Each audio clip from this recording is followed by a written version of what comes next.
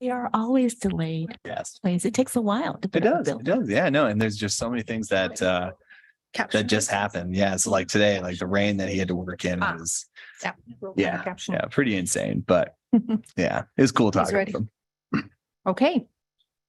Welcome to the very first meeting of the Lane Community College Board of Education for 2023. My name is Rosie Pryor. I'm chair of the board, and I would like to ask that the roll be called. Rosie Pryor, Here. Steve Mattel, Here. Austin Volnaghi, Here. Mike Eister, Here. Angela Van Kraus, Present. Holly Johnson,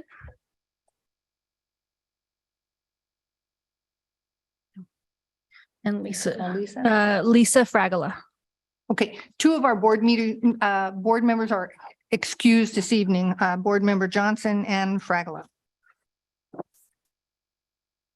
We start our meetings with a land recognition, and I would like to call on Tatiana Faktina for that. Welcome. Thank you.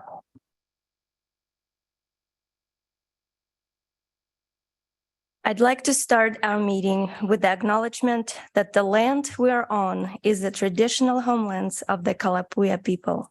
The Kalapuya were stewards of this very land for over 14,000 years before their traditional way of life was forever disrupted and destroyed. We start our meeting with humility and reverence for the original inhabitants, the Kalapuya. Thank you very much. Is there a motion to adopt the agenda? And prior to that, may I ask, do any board members have any changes or additions to the agenda? No Then- changes, and I'll make the motion. Thank you very much. Is there a second? I'll second. Thank you, Austin. That was Stephen and Austin. Would you call the roll, please? Yes. Rosie Pryor, Aye. Steve Mattel. Aye. Austin Volnaghi, Aye. Mike Eister, Aye. Angela Van Kraus. Aye. The motion carries. The agenda is adopted, which brings us to the portion of our meeting where we like to take comment from anyone who would like to offer comment. We do have a sign-up sheet. If you're here in person this evening and you want it to be heard, we would ask you to sign our sign-up sheet. And if we have anyone online, I know you'll let me know. And apparently we don't so far. So before we invite a speaker up, let me at least announce that the board may not respond directly to any issues raised, but would refer those to the president for appropriate action. Please use the raise hand feature and the meeting host will unmute your speaker and call on you in the order you joined the meeting. I'm glad to think that that last part may be needed less and less. Good to see you all in person in 2023. So who is our first person? Eric Kim, followed by Adrian Mitchell.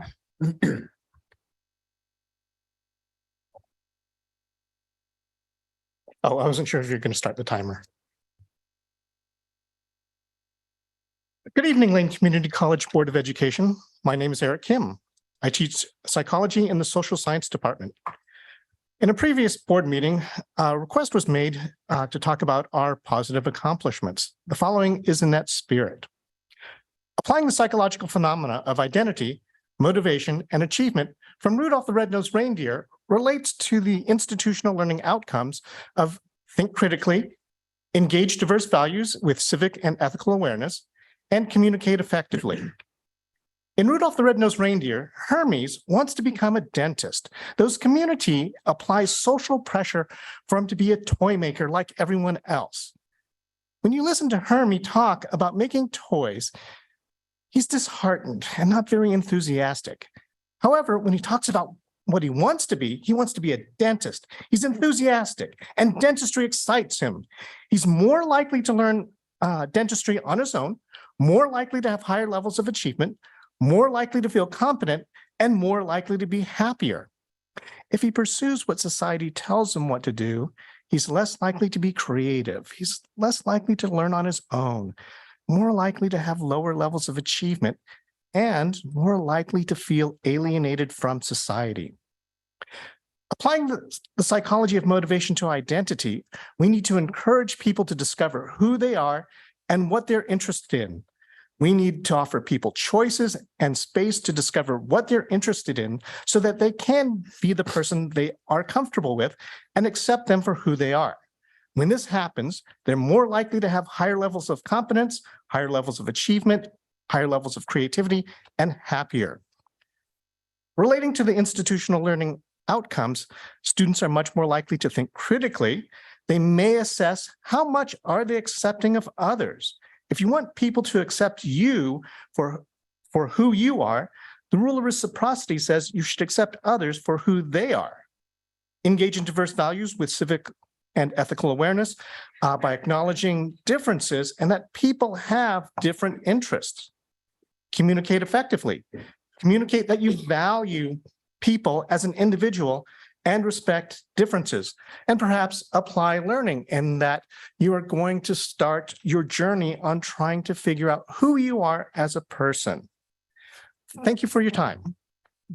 Thank you. Who's next? Adrian Mitchell.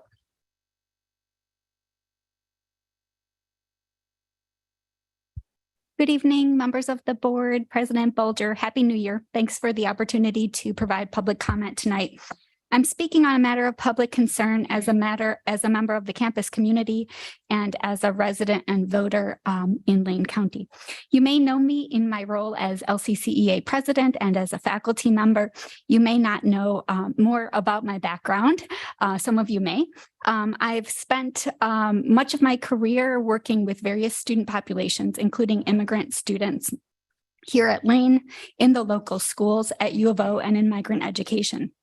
I served as a volunteer with asylum seekers, spending a week inside of an ICE detention center in Texas, helping asylum seekers prepare for their legal process.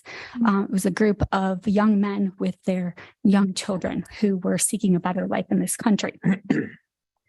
I'm asking you tonight to reconsider the language in BP 5015 and BP 5020, both of which are on the consent agenda. First, I'm asking that you remove the term alien from BP 5020 and consider replacing it with language that clearly evinces Lane Community College's commitment to diversity, equity, and inclusion. Many find the term alien to be outdated, offensive, and discriminatory. In addition, the Oregon legislature took leadership this past year by passing SB 1560, which went into effect on January 1st. The law removes the term from all Oregon statutes and directs the state agencies to do the same for their rules and regulations. While SB 1560 does not likely legally require LCC to remove such references, I believe our institutional values of diversity, equity, and inclusion should guide policy language on this matter. Second, I ask that you consider making explicit in BP 5015 and 5020 that undocumented students, such as students with DACA status and students with special immigration status, such as COFA students, are granted in-state tuition status at Lane Community College. This is consistent with current college practice, as well as the 2017 LCC Board of Education Resolution 612, the resolution on the protection, safety, and sanctuary of all students. That same resolution refers to the Oregon Tuition Equity Act, which provides in-state tuition for undocumented students. In addition, making clear in the policy that undocumented students pay in-state tuition would align with Oregon's Higher Education Coordinating Commission's equity-driven policies that provide state financial aid to DACA students and explicitly encourages undocumented students in Oregon to pursue higher education in the state. I believe these two changes will help ensure that the new policies more closely align with existing college practice, as well as with Lane's values and strategic plan, the quintessential open access social justice mission of the community college, and the critical leadership role of the Board of Education in passing the 2017 Sanctuary Campus Resolution. Thank you for your consideration. Thank you. It's time for the president's report.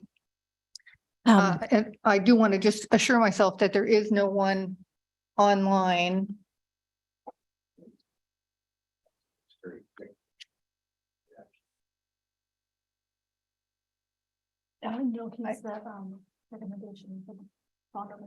Oh, okay. Yeah. Are we good? Mhm. All right, great. Now it's time for the president's report. Great, great. Hope everyone had a happy holiday season and happy new year to everyone and that you stayed safe during the winter season here in Eugene. I want to start with some sobering news. We had the death of one of our employees, Alan Barrett. Many of you know him personally, and he passed away last month. The college is less than a week away from the start of the winter term, January 9th. We believe that our numbers are really headed in a positive direction, and we're very excited about that. We're going to be sharing some enrollment metrics with the board at an upcoming meeting. In student affairs, there was a work group that's been established, and that work group is on basic needs, in particular food insecurity of students. We feel a need at this time to have a work group to take a look at the issue and how we are serving students on the campus. In the meanwhile, certainly students will continue to have services. We have a partnership in the community, and students will have services through that partnership. And finally, as I wrap up, we've got some great news, a couple of pieces of great news. One is that we received $500,000 through the efforts of Senators Ron Wyden and Jeff Merkley. And this is part of a package that was approved by the federal government. This is going to be for the simulators in the nursing lab in order to upgrade the simulators. Also, Representative John Lively, who's from Springfield, is going to be chair of the House Education Committee here in the state of Oregon, and also Representative Boomer Wright, who represents the coast, including Florence. Both of those are members. John Lively is certainly the chair of this committee. We're so excited to have this kind of representation from individuals who are friends of Lane Community College. And finally, congratulations to our own Greg Evans, who is being sworn in tonight as a city council member. And this is his third term, and we want to congratulate him. So that's all of my report. Thank you very much.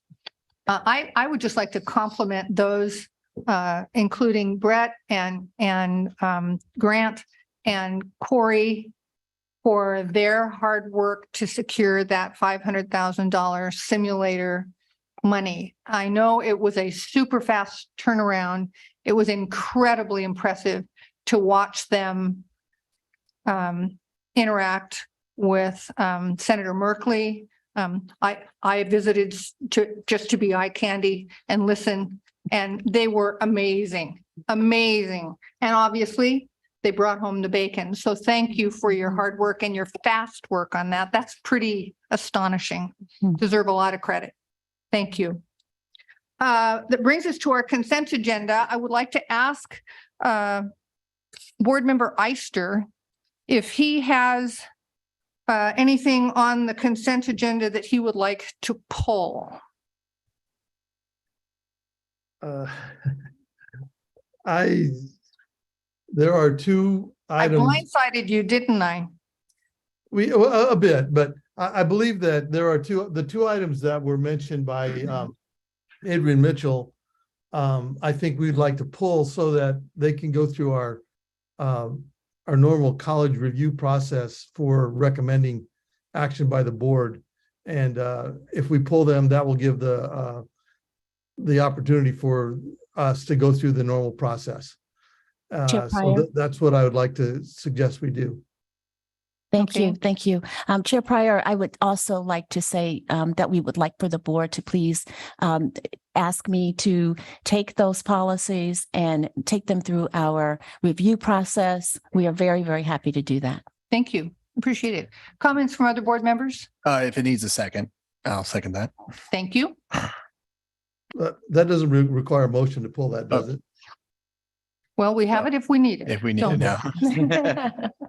Better to be prepared. Exactly. Okay, I would like to just observe that I appreciate the fact that the president is prepared to take these policies through an internal review process. I do believe that's what the College Council is for, among other things.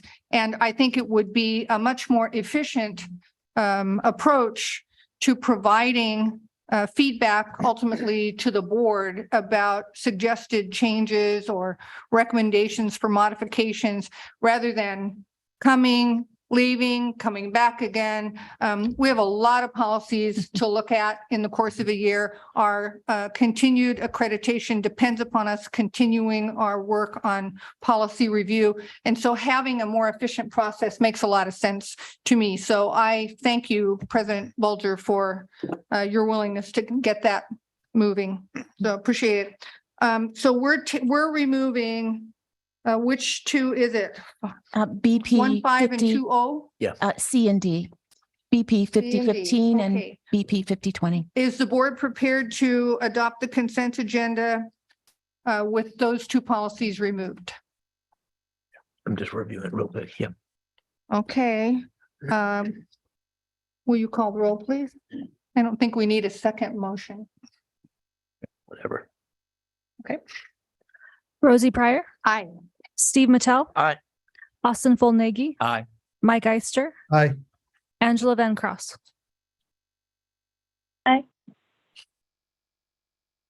Thank you all. The motion carries. That brings us to action items, the first of which is Associate's Degree of Applied Science and Career Pathways Certificate.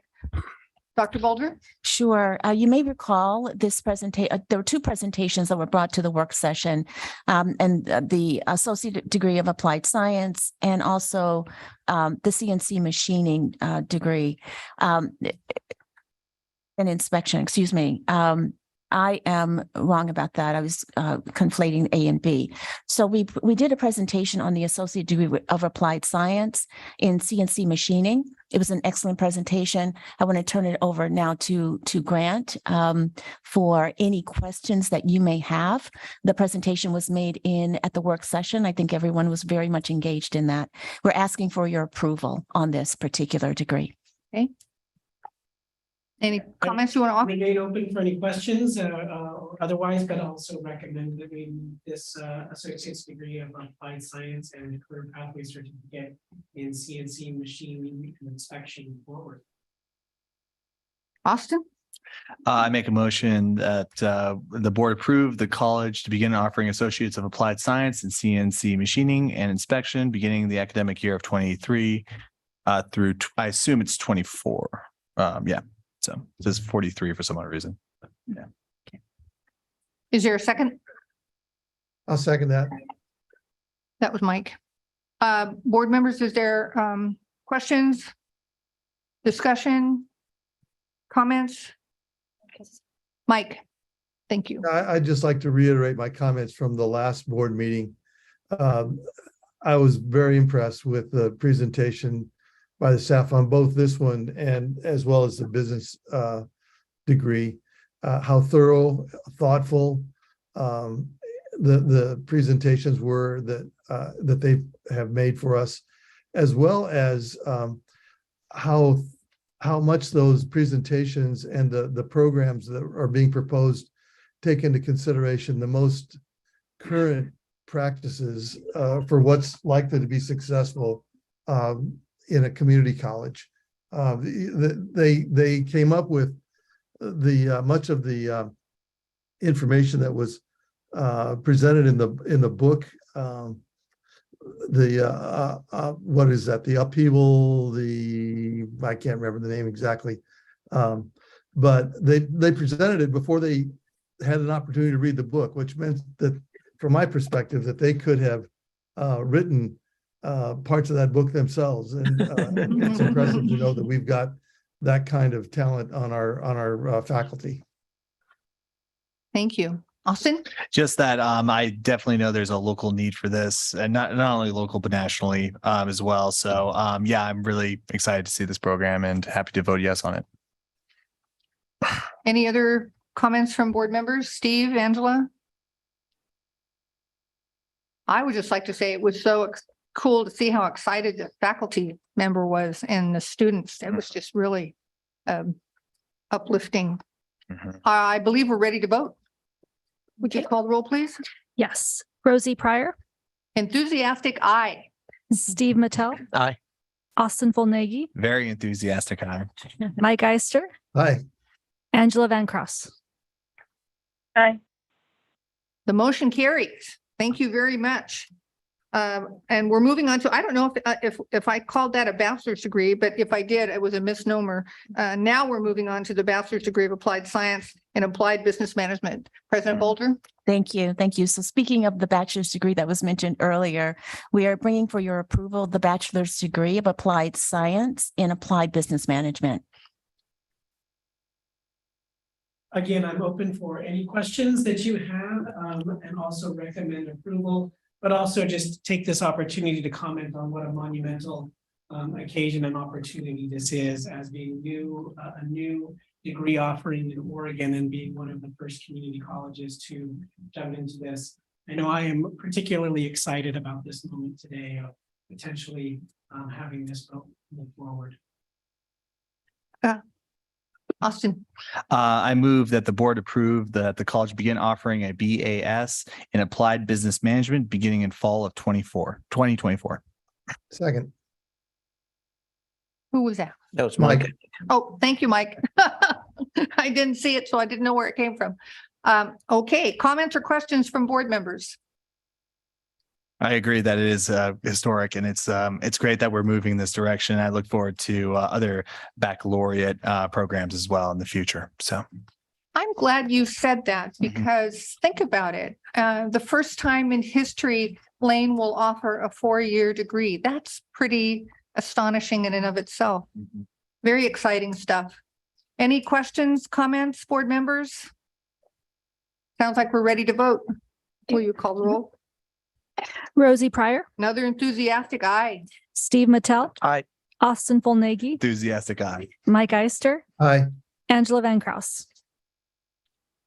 Aye. The motion carries. Take down the date, take down the time. How exciting. Pretty cool. Pretty cool. Yes, please. I know it has more process to go through. At least that's my understanding before it becomes official. But now that we've given it our endorsement, I just wanted to encourage the president and other and her staff to, dedicate some budget to promoting the programs to the community. They're brand new. People don't know about one has been massively reconstituted. The other is brand new. And a significant part of its success is going to be making sure that the community is aware of it so that they can enroll. So, and I know funds are tight, but I hope that we can find the funds to promote what's, 2 really great new programs. Yeah.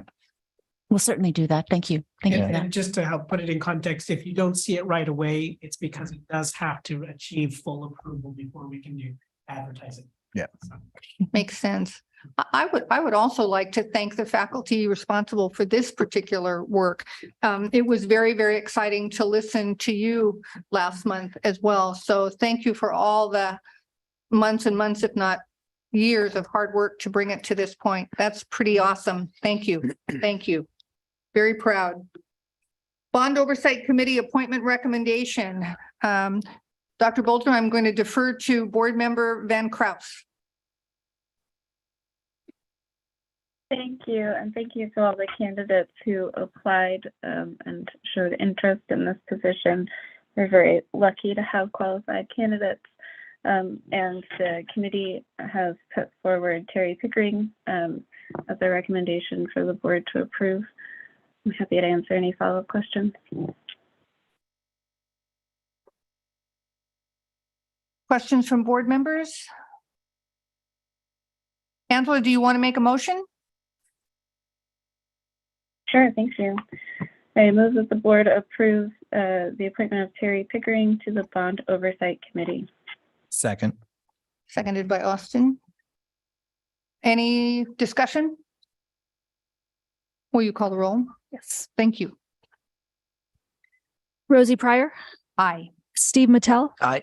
Austin Fullnagy, Aye. Mike Eister, Aye. Angela Van Cross. Aye.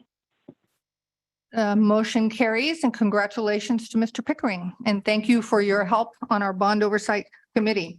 Takes us to item D, Bond Oversight Committee reappointment recommendations. Dr. Bolger? Yes, I'd like to ask Tom Goodhue to come to the podium to talk about the reappointment recommendations. I'll keep this really simple. I think, both have been great participants, and brought things. I've really enjoyed working with Bond Oversight Committee. We're at a point now where construction is really starting on campus. You're going to see a lot going on so there'll be a lot more for the Bond Oversight Committee to really look at. I think that's been probably a frustration for a lot of the members up to now because it's been so much planning and trying to get far enough, but we're now, the bills are coming in. So it's some real things.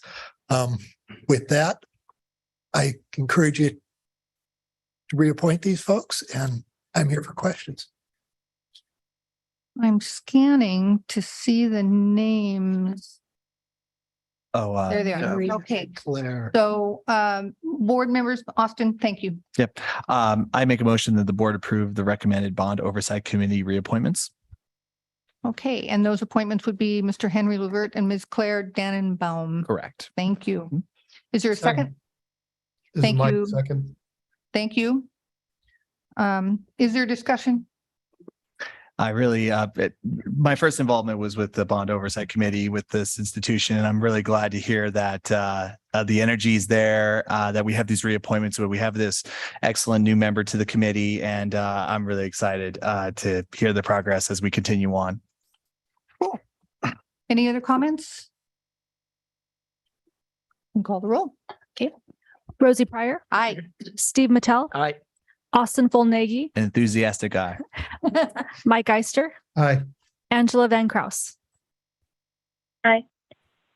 Motion carries. And congratulations to Mr. Levert and Ms. Dannenbaum. Thank you to them for their continued help on our Bond Oversight Committee.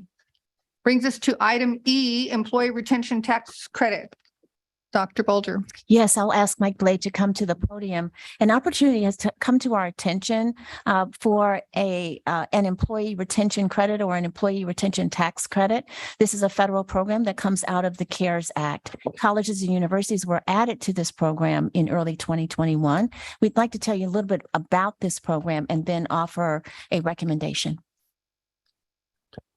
Thank you, Dr. Bulger, members of the board. Dr. Bulger stole a little bit of my thunder there. I was gonna go over it. It is part of the CARES Act.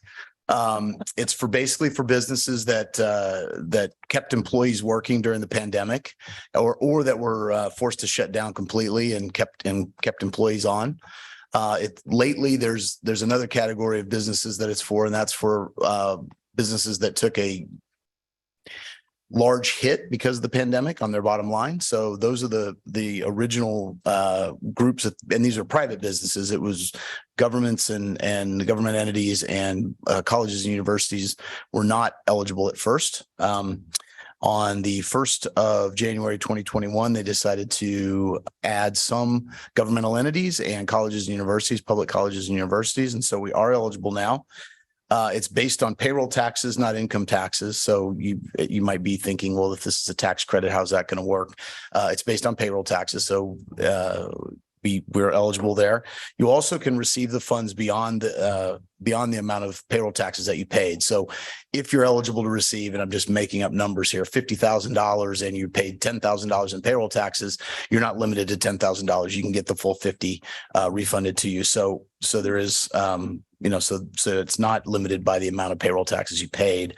To give you some idea of the deadline. So the deadline for filing if you're going back to 2020, your deadline is April 15th, 2024.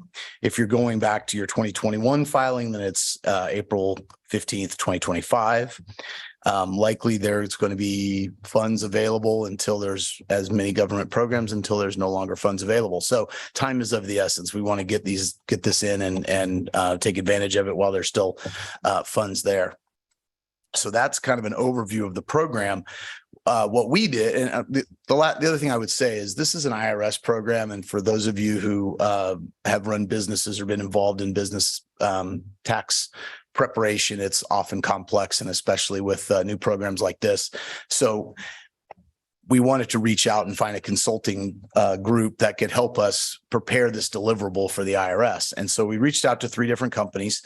The first company let me back up just a little bit on this tax credit. There's a difference between a large company and a small company. And so the question is, where did we fall? And so the first company that we talked to about being a consultant didn't think we would be eligible, certainly not for the small company version, which is slightly better with respect to receiving more funds, as you might imagine. And so we moved on to the second company, which was Synergy Partners. They said, oh no, we can get you eligible. You know, we're not going to predict how much you'll get, but it'll probably be in this range. And it was, you know, they gave us a range. And they sent us a contract, and I looked that over. And in the meantime, we met with a company called Bottom Line Concepts, which was our third company. They also said, surely we can get you eligible. No problem. You'll be fine. We can do this work for you. And so they sent us a contract as well. Contracts both very short and to the point. There was quite a bit of difference in the amounts they wanted. So Synergy Partners originally proposed to take 15% of the ultimate dollars that we would receive, and they wanted 50% upon the delivering of the deliverable to the IRS. So preparing all the documents for us, handing them over, we would then, and it would say, okay, we're estimating that you're going to get X dollars. We want 50% of our 15%. So 7.5% now, and then 7.5% when you receive the money from the IRS. Bottom Line Concepts wanted 20%, and they wanted it 6 months after they provided us the deliverable. So that's approximately when we would hope to get the money back from the IRS. It's a 6 to 8 month process. So it could be right before we got the money, could be right when we got the money. So what we thought is, let's push back a little bit. So I reached back out to Synergy Partners and proposed 13% and 25% at the time of deliverable and 75% upon receipt of the money. Fortunately or unfortunately, they jumped on that and said, yes, we'll do that. So I've been doing this a long time. Usually that means we might have left a few dollars on the table. I really thought, gosh, we're cutting it down quite a bit, but they accepted that immediately. So I'm sure we could have gone a little further. What made me feel good though is I went back to Bottom Line Concepts and I said, look, you basically have to beat 13% and payable mostly when we get the money. And the CEO of Bottom Line Concepts email back to me was, if you've got that deal from a reputable company, take it and run. So that made me feel a little bit better. So our recommendation is to go with Synergy Partners at 13% with 25% due at the time of them providing us the deliverable and 75% due upon receipt of the money from the IRS. Okay. Board members, would you like to start this discussion with a motion? Austin. I recommend that a motion for the board to authorize the president to execute a contract with either Synergy Partners or Bottom Line Concepts. Is there Second. a second? That sounded like Mike. Yeah. Okay, board members, questions, comments? Mike, I see Mike's hand, and then I'll go to Steve, and then I'll go to Austin. So Mike, I took a seminar a long time ago, and the leader of the seminar said, the 6 most valuable words you can utter are, can you do a little better? And it sounds like you did that. So good work.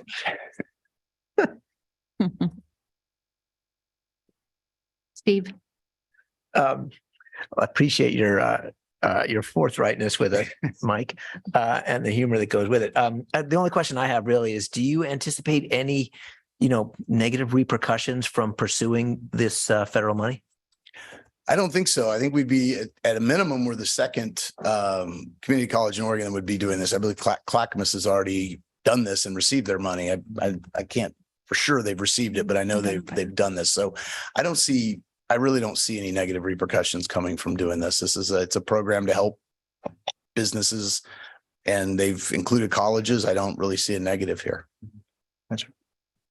Got 2 questions. Is there any ties to the money any way, shape, or form? As I suppose the money that we get back, is it supposed to be spent somewhere or anything like that, since it is associated with the CARES Act? I've not seen anything. I haven't looked at the actual statute that enacts the CARES Act statute's probably this tall. So, but I could probably pick through there and see, but to my knowledge, no. And we've had 3 different conversations. If you count the first company, none of them have said there's ties to the money. Okay. So excellent.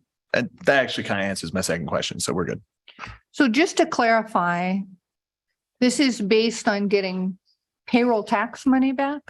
Well, so it's not, you're not just getting dollar for dollar on your payroll taxes, right? So they're going to do so this consultant's going to come in and do an analysis of how many employees we had, what occurred during the pandemic, how much we had, how many employees that we had to lay off, how many employees we kept, did we get forced to shut down, things like that. And I'm sure there'll be a massive amount of paperwork that comes from answering those questions and filling out the forms.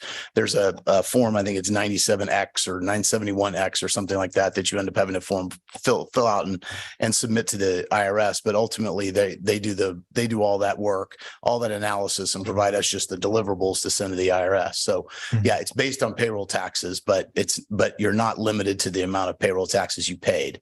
They run it through whatever the formula is, it kicks out a number, and that's what you get back, even if you paid less in payroll taxes. What it points out to me is that I'm actually not finding myself completely familiar with all the types of taxes that the college pays.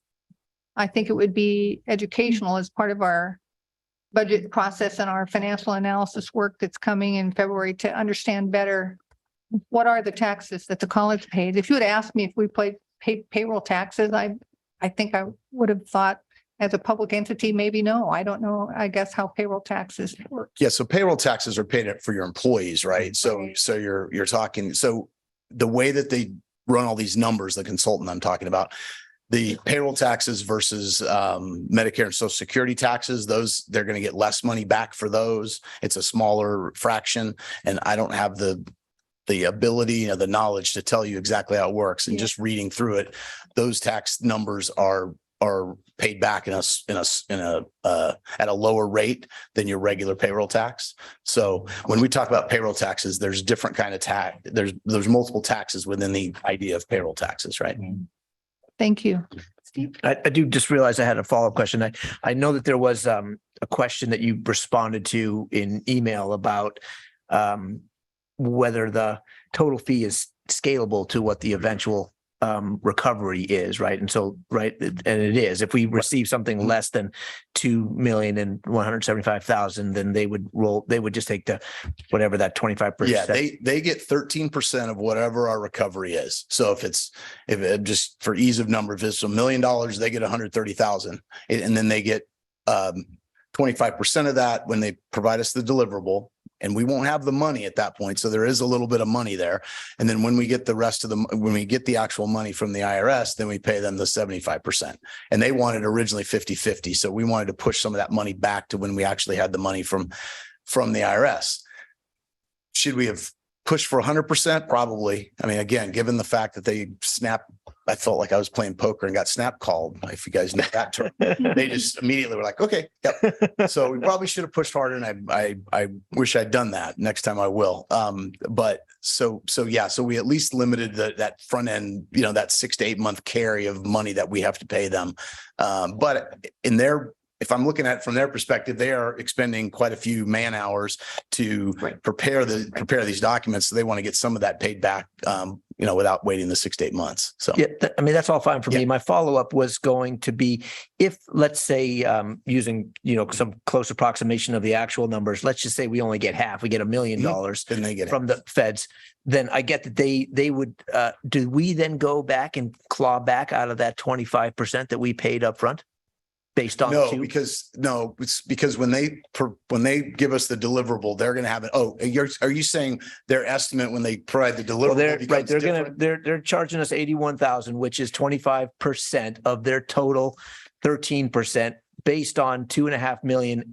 Sorry, not 2.5. Anyways, 2 million and some change of an estimate. If that, let's just say we only get half of that. Okay. Yeah. So if we're looking at this example, the estimate that they would come back with is you're going to get $2.5 million back. So therefore we get 25% of 13%, which is 3.25%. That's $81,000. We'd pay them the $81,000. And I think your question is then if the IRS says, hey, you're not getting 2.5 million, you're going to get $1.5 million, then yeah. So then their 75% is going to shrink proportionally, right? They're not going to get 75% of the 2.5 million. They're going to get whatever the remainder is. And we'd have to sit down and do the math, but they're going to get the remainder of what they would have gotten at that lower number. Okay. So It's 13%, Steve, of whatever the total- IRS. It's written, Credits us. it's written that they get 13% of the total, Of the Not- of the total that we not received just that, from not just that 75% is reflective of the total. No. The entire, Right. the entire deal is Yeah. reflective of the total. Yep. That's all I need to know. Yeah, yeah, That's the way I understood it. Okay. It's a good, great question. yeah, Thank that you. is a good question. In Mhm. your conversations with the companies or with Clackamas or anyone, what's the chances of being turned down? I didn't get any feeling from them that we were going to get turned down. I would just turn to Tatiana. She was on the call with the first company. Did you?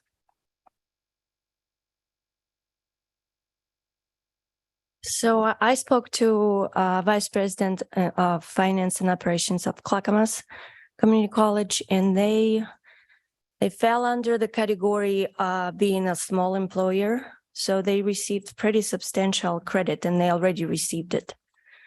And they worked with ID Bailey that when we started working with them, we fell, we are not qualified as small employer because we over 500 employees limit.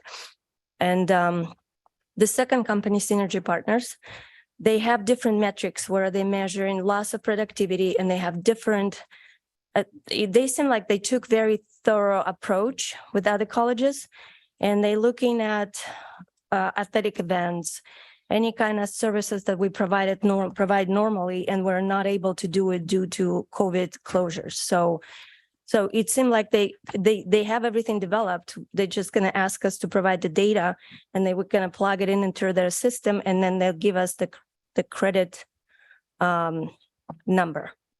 And based on that, we can calculate what we pay them at the beginning. So they seem, and I also talked to, and Dr. Bulger talked to another college in Rhode Island. Oh, California. okay. Part of our due diligence was to find out what companies they had worked with, Synergy Partners in particular, what organizations they had worked with in the higher education area. We found a college in California, and I reached out to the president of that institution, and the president said that they had a great experience. They didn't get they probably got about as much as we are expected to get because they brought back students and they brought back employees earlier in the process. But he did say that they had a really great experience with them. Yeah, I think that there's very little chance unless they run out of money that we're going to get turned down. Austin? There's also an appeal. I'm looking at their website. There's also an appeals process. So yeah, if you get denied. So Angela? Thank you. I wanted to sort of repeat back what I understood from, I think, Steve's question. Suppose we get less money. So for instance, suppose we actually receive $500,000 rather than the projected 2.5 million. And then 13% of that would be 65,000, right? But we've already paid $81,250. So in that case, if I'm understanding correctly, we would not pay the consultant any additional money, but we would not recoup that $16,250. So we would effectively end up paying them about 16%, but that's just the breaks. So Correct. yeah, I think actually we would ask for that money back, whether they would give it back We to would. us.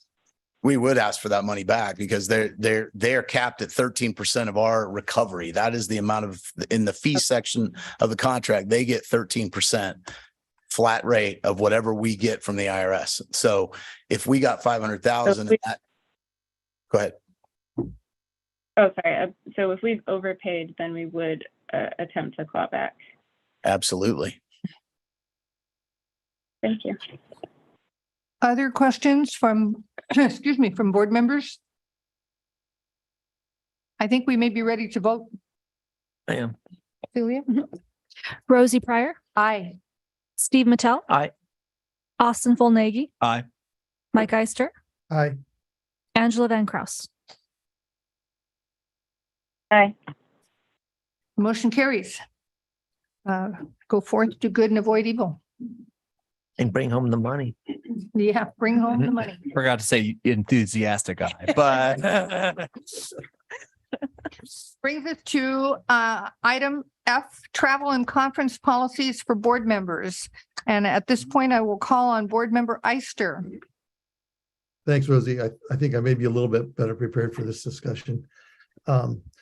So we have talked about this in the past, and it sort of went away during COVID because there just was not much board travel happening then. But now that COVID is unwinding, hopefully, the possibilities for travel are coming up again. And we want to take those possibilities into consideration while we also consider that we want to be frugal, as we are asking the rest of the college to be frugal. And so at this point, I think the board can decide whether or not we want to create an agreement among ourselves, whether we want to create a board policy. That's one question. And then the other questions were in, I've sort of summarized based on the note that I sent out earlier to board members about this. Do we want to encourage as many board members as possible to attend some OCCA annual events? Are there other OCCA events that we would like to encourage board members to attend? The idea behind that is that OCCA events being within the state are relatively much less expensive than national conferences of professional associations. Do we want to continue to support board members who are representing us at various organizations, such as Austin's representation, representing us with the OCCA board, and the travel that's required and expenses that he incurs? Do we want to continue to support, or do we want to support board attendance and participation in local events, annual events such as the LCOG annual dinner, Blacks in Government, and NAACP, Chamber annual awards banquets, those kinds of things? So those are the kinds of questions that I'd like to have us just discuss and see if we can come to some agreement on those. I'm assuming that we would also want to sort of reiterate an agreement that I stated in the letter, that board members could not assign whatever travel money they might be allocated to other board members. So I kind of throw the floor open for discussion and input from the board on those items. And I may not have been comprehensive in my questions. There may be other issues that you've thought of that I didn't raise. Can I throw in one additional consideration? Sure. When I joined the board 12 years ago, we had a board member representing us from Florence, a resident of Florence. And in the very dark and cold winter months, she would stay over in Eugene, and the college would undertake to cover the cost of a hotel, in addition possibly to her mileage. I don't really remember or know whether the college covered her mileage, but I'm assuming it did. Good point, such a Rosie. long distance. Does that ring a bell, Mike? And Well, so I wasn't on the board then, but that's Oh. a good point that we should consider as well. yeah, I mean, if we were fortunate enough to get another board member who's a resident of Florence, I think we want to consider Yeah. making So sure. Rosie, that I can't really see hands, so maybe you need to call on folks as they want to participate. Okay. Mhm. So questions? Yes, Austin. Yeah, no, I really appreciate the spirit in which this is coming from. And I mean, like, if you look at how far I have to drive, I qualify to stay in a hotel if I wanted to, based off of current policy. I don't. And I actually don't think I'm even pursuing mileage at this point. I guess like, yes, I do agree that we should be role models of frugality in this matter. At the same time, though, especially as we get new board members elected to this board as well, I don't want to discourage board members to seek the education, the support, and the growth that is really important amongst board members. So yeah, I'm looking for ways in my personal way that I can contribute by I even stayed at a friend's house on their couch actually during one of the trips to reduce on hotel costs even. So anyway, yeah, there's individual things that we could do, and there's also things that we can do as a board as well. So yes, I definitely respect the spirit of this, and I want to encourage further conversation around this. At the same time, though, I don't want those conversations though to discourage board members from getting the skill development, and the growth that they deserve as being board members as well. So yeah. But yeah, I think there are great opportunities for not only individual contributions to this conversation, but yeah, as a board as well. So I really appreciate you, Mike, for bringing this topic up, and how can we, what are ways that we can take a leadership role in this? Because I think that's incredibly important during these times. Thank you. So thank you, Austin. In my written document, I did make the point that you just raised, and I'm glad you raised it because it's critically important. Those conferences are really valuable, particularly for new board members, and for ongoing board members to keep up on what's current and what's going on. So frugality is one side of the coin. Doing a good job as board members is another side of that same coin. Absolutely. Yeah, thank you. Other comments from board members? Just wondering what would be a good next step for this if Well, I have a suggestion about that. But I would just like to react to the fact that you're not requesting reimbursement for mileage and other expenses. I have no expectation, Austin, that you forego that reimbursement. I think if you incur expenses on behalf of the college, then you're legitimately entitled to. You're very kind and generous to make that gift to Lane Community College, but it's not my expectation, and I don't think it should be the board's or the college's expectation that you make that gift. And I say that because I don't want to discourage individuals from aspiring to participate on this board out of some anxiety that they cannot afford to. If someone, if you weren't on the board and someone else in your community were interested, but they couldn't afford, I would expect the college would make that reimbursement just as it did years ago for Sharon. Absolutely. So yeah. Mike? Well, I think that goes for some kind of a distance that the board member lives from the college, but it also goes for participation representing the college at OCCA board meetings. If Austin has to go to a meeting in Bend or somewhere centrally located for most of the colleges, that travel needs. I think we should agree that travel needs to be covered.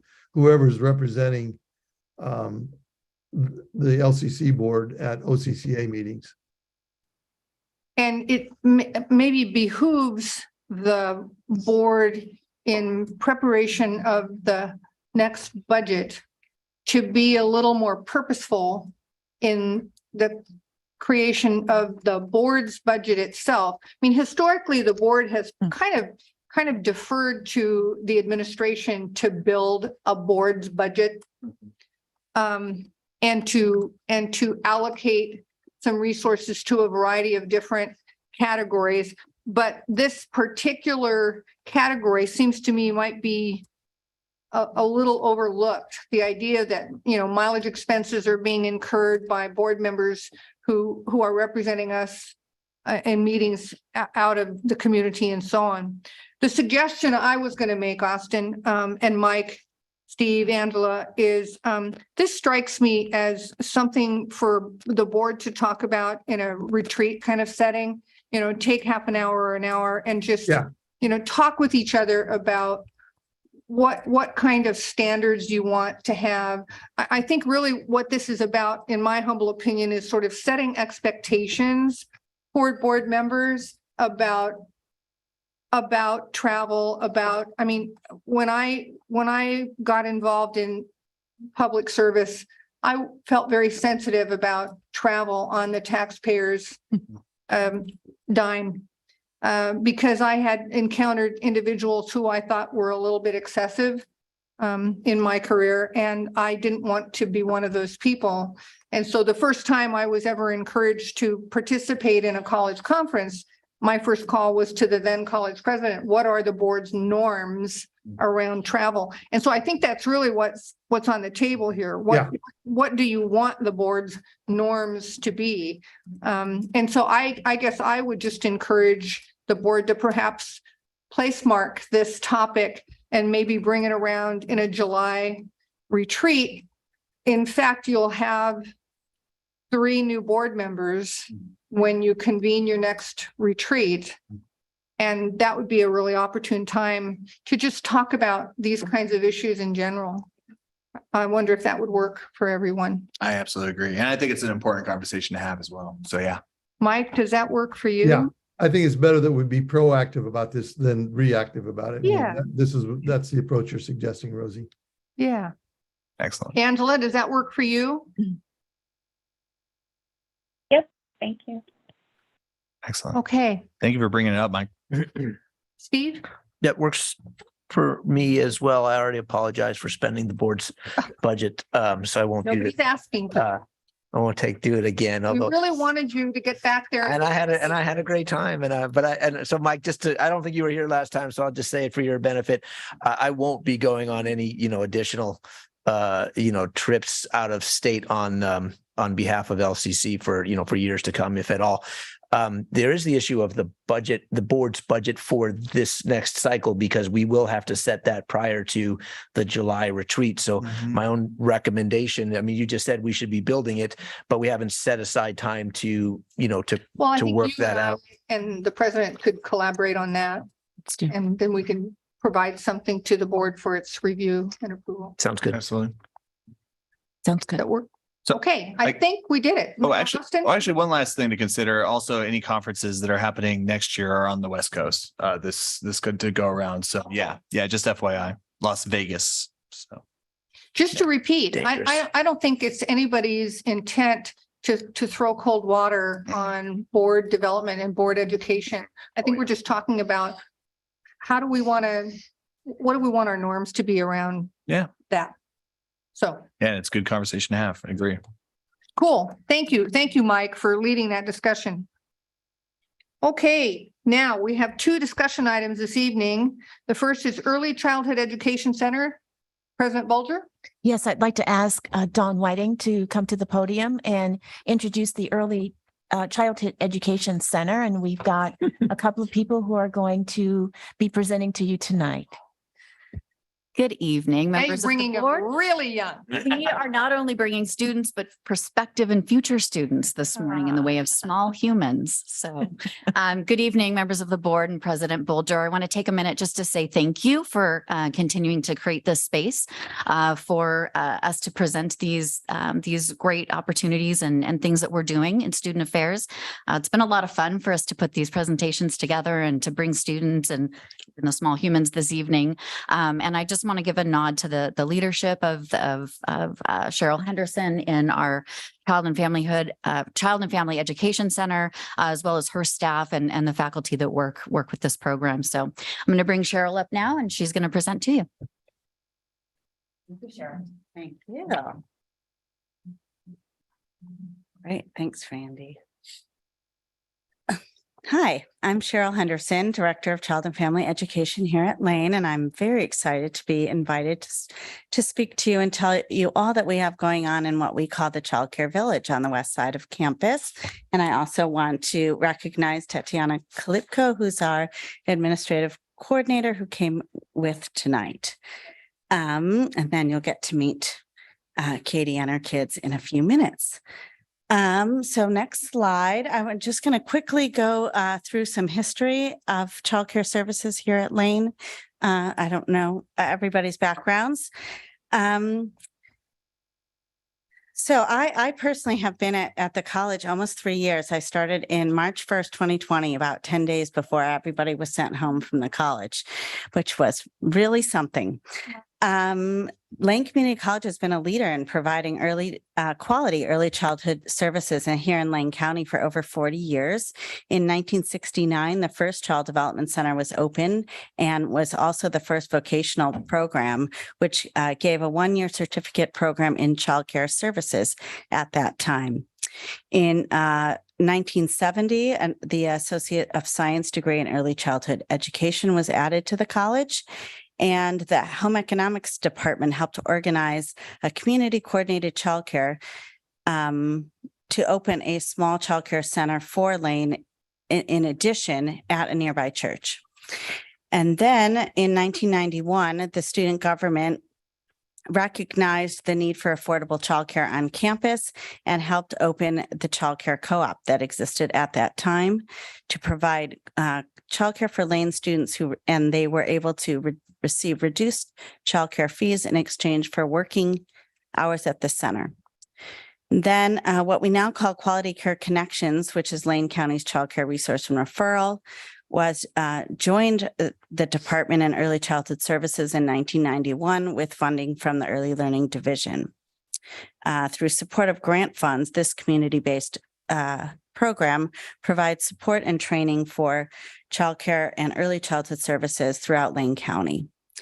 In 2006, the college engaged in a program redesign initiative, and President Mary Spilde requested an outside view of how Lane could effectively and efficiently deliver quality childcare and family and student education services.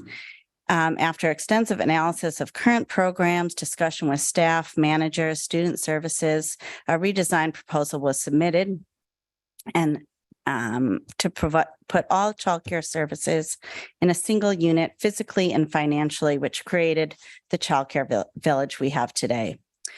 And then in addition, since I've been here, we have opened a new classroom at the downtown center, which is in the Old Titan Market, and we are serving 14 children in that location.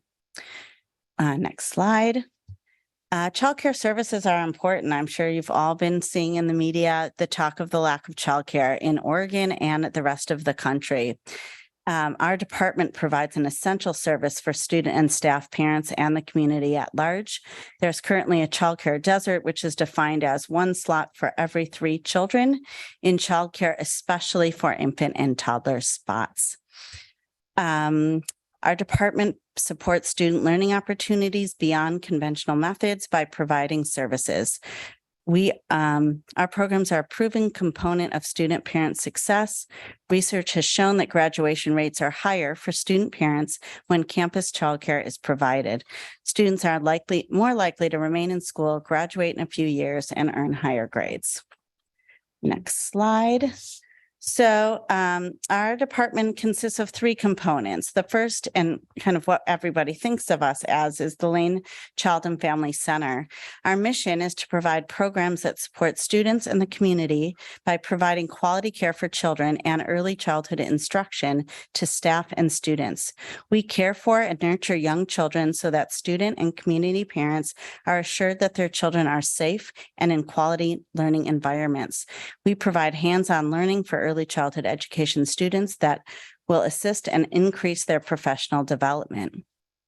I also want to just take this opportunity to thank all of the staff in our department who work with children every day and who kept us safe during COVID, including Hannah, our custodian, who came every night following all COVID procedures. We did a really great job here at Lane. The lab school is designed to continually incorporate innovative practices in early childhood education that all community members can identify as exemplary. The students access the lab school to practice skills learned in the classroom.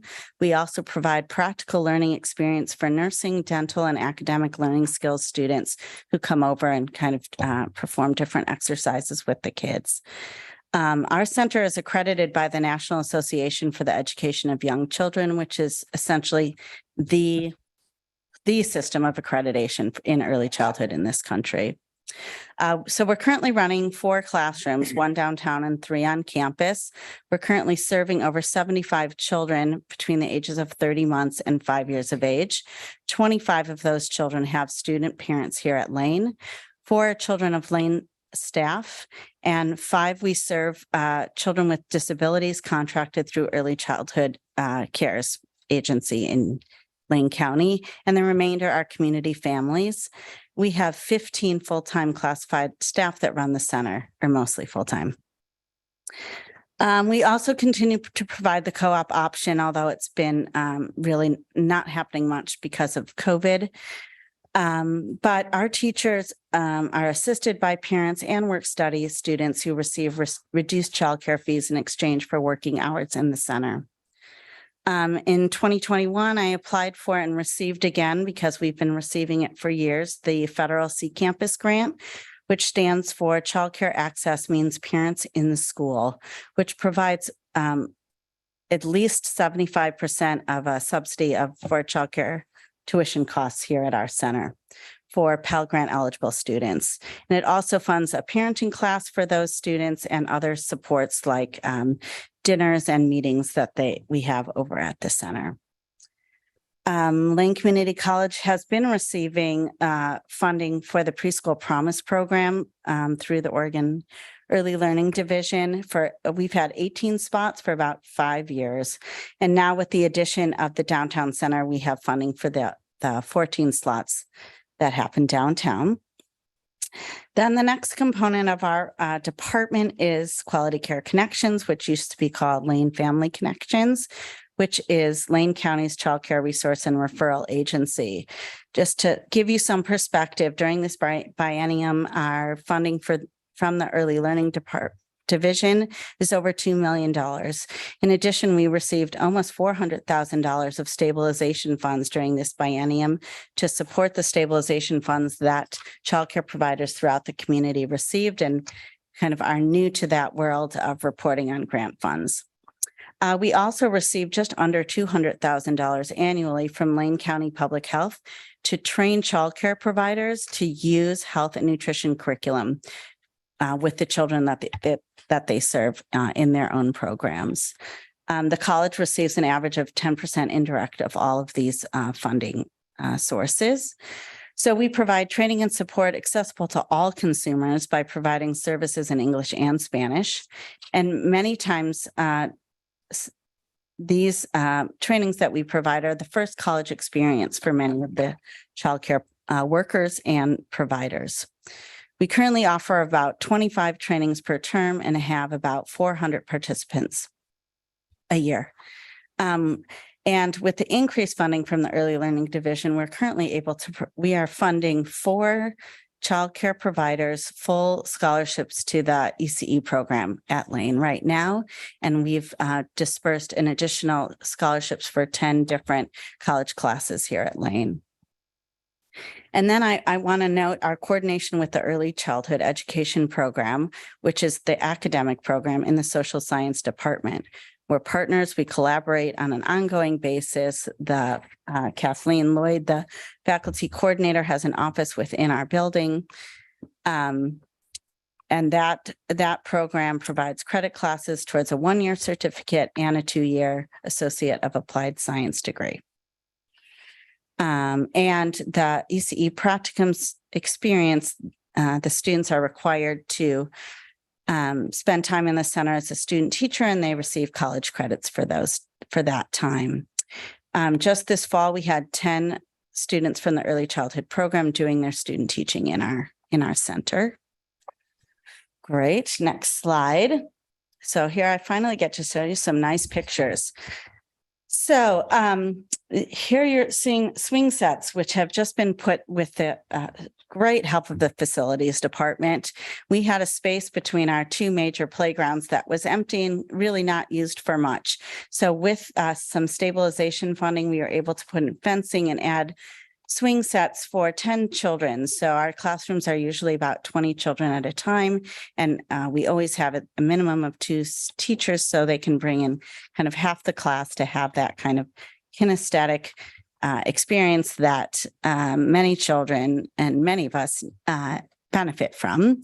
And the picture in the top corner, is, you'll see a better picture of this kind of beehive structure that the facilities department was able to build. Super fun, and it adds to, it's all wood and adds to the naturescape playgrounds that we have here at Lane. And the bottom right is a picture of a child using a light table with some new materials that we purchased with stabilization funds as well. Next slide. I wanted to show you some pictures of the classroom at the downtown center, and there's also a picture of children playing in the hallway when it's just too rainy to go outside in the courtyard and play. And you can kind of tell if you've been in the downtown center, like where we are in the far corner. The building. Next slide. So now I get to talk about some fun accomplishments since 2020. Again, we closed for 3 weeks and reopened in April, providing care at that time for 6 children of nursing students who, even though they were online at home, would not have been able to study and be online with their children at home. And then that following spring, we started to re-enroll more and more children. We've received over $300,000 total in emergency childcare and childcare stabilization funds. I tried to do a before and after playground picture, but it's kind of beyond me. But we use a naturescape philosophy. It was used in 2006 to build those playgrounds, but over time, kids move rocks, sand, play in the bushes. And so with Jennifer and her team, we were able to kind of rebuild that and make it look like new again. And we actually replaced 2 of the playhouses that the kids play in as well. And we were able to really go through, I told the staff, like, this is your chance to replace materials and supplies that are just, we shouldn't be using anymore. So we really did that. We spent all that money, and we also, it helped us pay for the slightly increased salaries that staff received as well. Right. Again, I received funding for the 14 slots at the downtown center and converted the Titan store into a space for preschoolers. We continue to provide quality food here at Lane, and we receive USDA reimbursements by following all of the USDA requirements. We did implement a small increase in childcare fees in order to achieve fiscal sustainability. And we continue to maintain a revenue source. 3 of the classrooms in the village currently are leased to Head Start of Lane County. So that's the accomplishments of the center. Next slide. Actually, go back real quick. The picture on the left is a group of childcare business owners who primarily speak Spanish, and Spanish is their first language. And you can go back to the next slide. They are part of a child care provider network that is supporting business practices. It's kind of not something that everybody thinks about, but if you're going to take care of children, you want to be successful in your business, just like any other business. So we're providing one business practices network in English and one in Spanish. And we're also providing a leadership network for childcare center directors.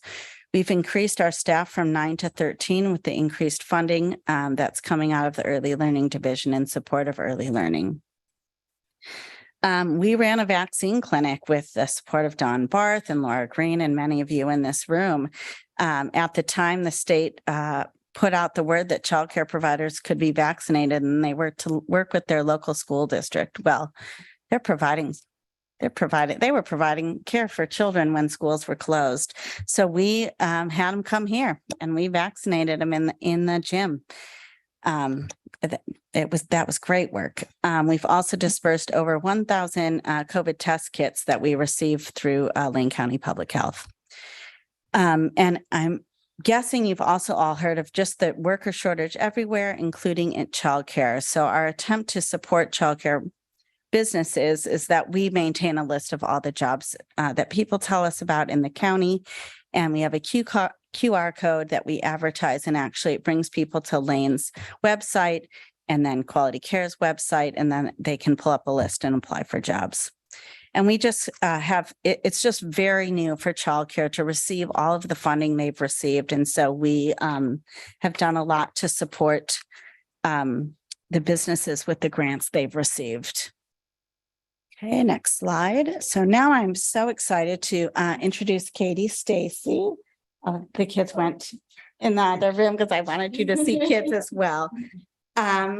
So Katie is a current student at Lane, and one of her two children are at the center. She's going to tell you her story for a few minutes. Hi, I'm Katie. I'm a student parent. In my second year, working towards 2 associate degrees. My Associate of Arts organ transfer, so I can hopefully transfer to U of O and pursue a master's degree in elementary education, as well as an associate degree in early childhood education. And I hope to graduate next spring, 2024, after 3 years with both associate degrees. My daughter, Fiona, the older one, she's 4. She goes to Lane Child and Family Center. She loves it. We both love it. She wakes up on the weekends and asks if she can go to school. So she definitely loves it. The outdoor facility, it's awesome. It's really cool. But we love the teachers, the staff. It's really great knowing there's all those extra hands in there with the student teachers as well. It's kind of puts my mind at ease how many people are caring for the kids in there. And I will credit the C Campus grant as the deciding factor in whether or not I could afford to attend school. I didn't know if I could hack it, having to go to school full time and work full time just to barely afford childcare because it's really expensive. I didn't know about Lane Child and Family Center at all. I filled out the Kickstart grant last year, and at the bottom there was like check boxes for other resources, and one of them was childcare. So somebody called me and just explained to me what the Lane Child and Family Center was, and that I could qualify for the C Campus grant to cover 75% of her tuition. So I got in touch with them, and they said I was on a wait list, but because I was a student, I was towards the top of the wait list. And then, this was just days before the fall semester started, and I didn't know if I was going to be able to do it or not. Then somebody called me the next day and said they had a spot for Fiona and that I did qualify for the grant. So yeah, we did it, and it's been awesome for both of us. And I don't think I could have afforded to do it without. It was definitely my deciding factor. And not only the grant money also, but the staff has all been really helpful and super supportive. I feel like I can ask them anything, and I do. And the parent classes that we took as part of the C Campus grant enrollment not only helped me to be a better parent, but helped me kind of realize that I had a desire to be in the early childhood education field.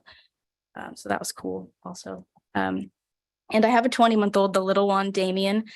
He's not quite old enough for the program, but if there were to be a toddler program, like, we would definitely enroll him. Just the peace of mind and knowing the quality of care that Fiona is getting. If both of my kids could have that and be affordable, that would be awesome. But for now, we're really grateful that at least one of my kids is enrolled, and we're both doing great. Thank you. Thank you very much for being here. Okay, next slide. Again, I just wanted to do another shout out for the academic program that we have student teaching in the center. And they had 9 early childhood education classes were offered in fall term. And they've increased their enrollment, and they have 10 classes scheduled for winter term. Next slide. So actually, I didn't really I didn't, how do I want to say this? I did not ask Katie to put in a plug for a toddler classroom, but that is one of my future goals. So the center was designed and built to serve infants through five years of age. But if you compare, the ratios for infants and toddlers are 4 children to 1 teacher. For preschoolers, it is in our center, it is 10 children to 1 teacher. So the cost of providing infant and toddler care became prohibitive at some point to Lane before I've been here. And we've been serving preschoolers in those rooms and renting one of them out. But we have a wait list at the center for toddlers. We get calls from students and we get calls from the community about the ages of children we serve. I believe that, so I really want to explore a way to return to provide toddler care. We currently start children at 30 months. I'd love to bring it down to 18 months. I've applied for one, and I'm going to continue to apply for some expansion grants to get us going, because the first year you start a program, you can't be sure that you're going to be full. And really, most preschool programs in other places subsidize infant and toddler care, which is kind of a crazy way to think about it. But it's a strong, you can hear in my voice, very strong goal of mine.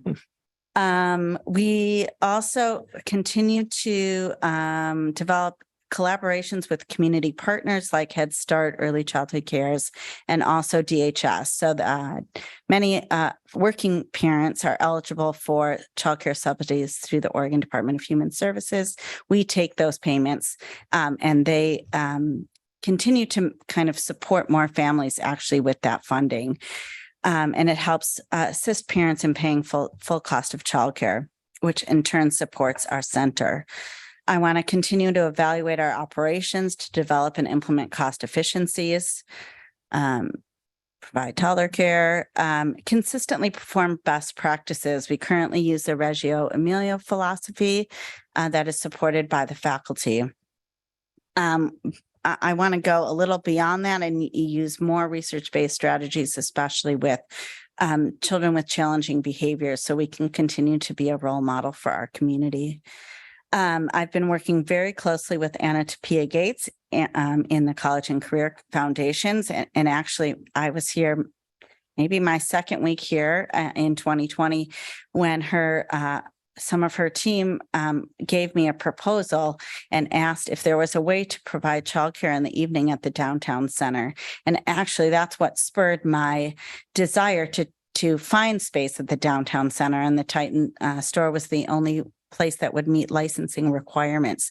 But we are set up this winter term to provide offer childcare 2 nights a week for student parents taking classes in ESL or ABSE. And so it's super great to be working as part of that team. We'll see if there's a need and if there's a real need to see if we can even grow that. That's super exciting. Next slide.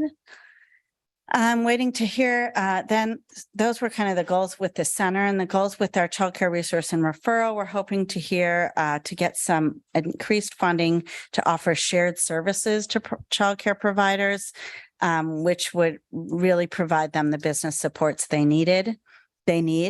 I'm working closly with, there's a new position in Lane County called a childcare strategist housed at Onward Eugene.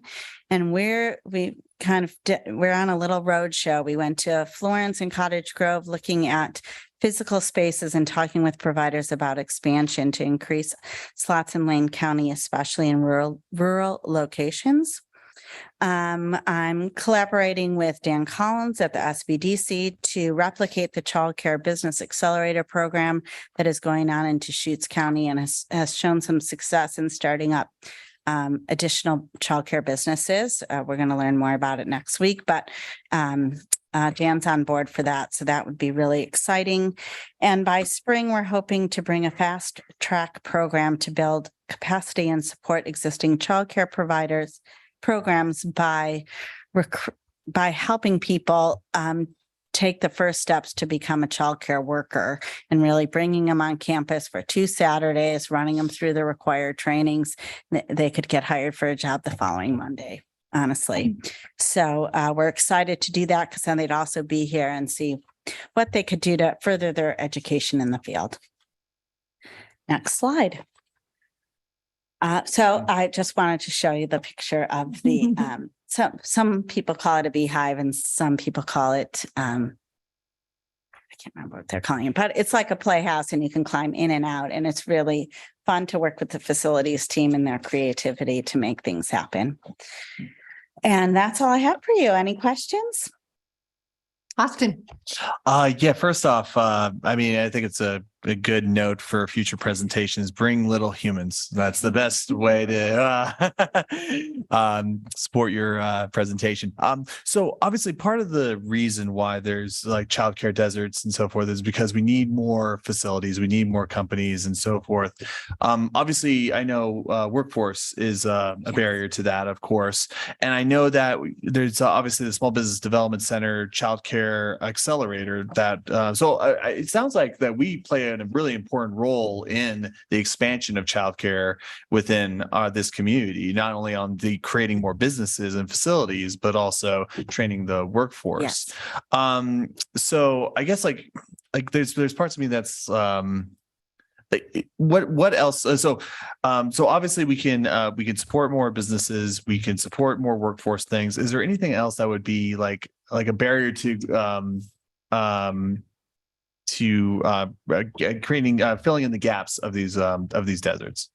So part of the issue is the low pay of a childcare worker, right? And currently, even in Lane County, to pay for full-time infant toddler care is close to what it costs to go to the U of O for a year, right? Yeah. And a young family is making the least amount of money they're going to make in their career, and they're being charged what's going to cost them to send that child to college 18 years later. Yeah. So there has to be a balance. And with all of the funds that have gone out, even here at Lane, you know, I would love to pay our staff more. Yeah. But there's union and other issues, and there's also we don't know if it's sustainable yet and if these funds are going to keep coming in to pay people more. We're doing a big shout out. Something went out through the Eugene Chamber, really 4 locations. Today I was with a young provider who her dream is to have a childcare center. We were looking at the old paintball palace, right? Which is not going to work out. But so thank you for giving me an opportunity to continue to tell people, right? If childcare centers and childcare homes, family childcare providers did not have to pay rent, we could have quality quality childcare. That's always my opinion on it. Because we cannot ask young families to pay more. Yeah. Other comments, questions, board members? Yes, Steve. Could you just expand a little bit on the folks whose kids are enrolled at the downtown center? Like a little bit more like who are they? What's the rationale for us having expanded into that facility? Well, my rationale was to create a space to be used for evening childcare for the ESL and ABSC classrooms. That was my motivation at the beginning, but I didn't have any funds to do that. And so Preschool Promise is a state funded program, kind of similar to Head Start. It's free to income eligible families. So essentially you can make a little bit more money than than to get into Head Start to be eligible for it's some people refer to it as the working poor, right? People who are working but still can't pay for childcare or quality preschool. And all of the funding is for the early learning division. And actually we don't directly enroll those children. There are over 25 Preschool Promise locations throughout Lane County, and we are just one of the programs. And the Early Learning Hub housed at United Way does all of that coordinated enrollment. And then they just send us an email and say, this child is enrolled in your program. And then they come give a tour and we register them. So when we have a student, so all of our spots are currently full in all of our locations, which was not the case before COVID. But if we hear from a student parent and we have to tell them we don't have room for you, we highly suggest they apply for the Preschool Promise program and get into our program that same way. Like last year, we had 3 student parents whose children were at the downtown center. It's right there by the bus. It super worked for them. So we're not, we could add a couple slots, but the space comes with some issues. So we're not going to enroll over 14 children at this time. Is the goal to provide childcare or train childcare workers? Both.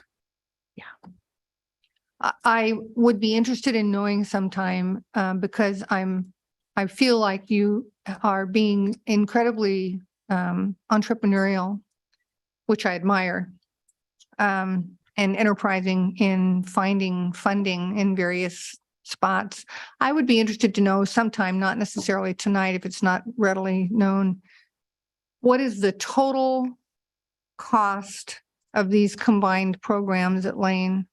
And what portion of that cost is paid by the college's general fund? I asked that question today. We're not currently getting any general funds from the college. That's pretty entrepreneurial. And You have with my all of the respect. emergency childcare and stabilization funds, we're doing pretty great. But I cannot stop looking for funding because I don't know where the future is, but I really believe strongly that a lab school is got to provide the highest quality of care. And that is a service to the rest of our community. And we can train students and provide that level of care to our children and support their families. Would you say that student enrollment, childcare worker, or even childcare business owner aspirants, would you say that enrollment is increasing or? The ECE program is slightly increased because most of their classes are asynchronous online. And so childcare people who are working can be enrolled in the program now. So I think it is increasing. I think we need to get the message out, right, that early childhood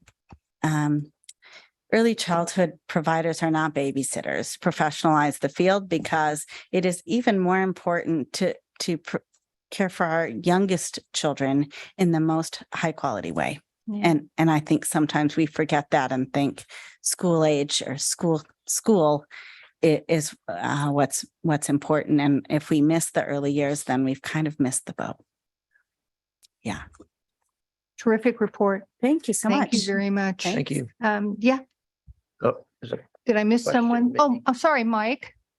Yeah, I just wanted to commend you on your resourcefulness. I'm aware from other business-oriented committees that I'm on that lack of childcare is a huge economic development issue for our community and for our businesses. That's part of the reason that businesses are unable to hire employees.